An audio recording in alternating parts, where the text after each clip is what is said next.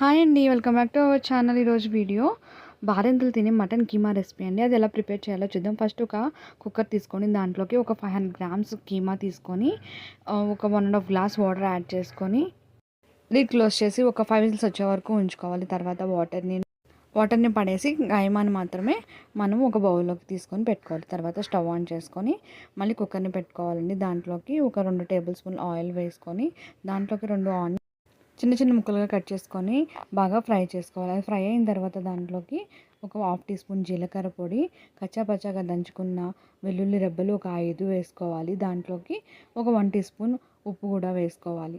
వాటిని అన్నింటిని ఒకసారి కలుపుకున్న తర్వాత మనం ఆల్రెడీ బాయిల్ చేసి పెట్టుకున్నాం కదండి కీమాని, దాన్ని కూడా యాడ్ చేసుకోవాలి. ఆ కీమా యాడ్ చేసుకున్న తర్వాత దాంట్లోకి ఒక 1/2 టీ స్పూన్ కారం వేసుకొని బాగా ఒకసారి కలుపుకోవాలి. తర్వాత ఒక 1 గ్లాస్ వాటర్ యాడ్ చేసుకొని ఒక 5 విజిల్స్ వచ్చే వరకు మనం కుక్ చేసుకోవాలి. మనకి కర్రీ రెడీ అయిపోయింది.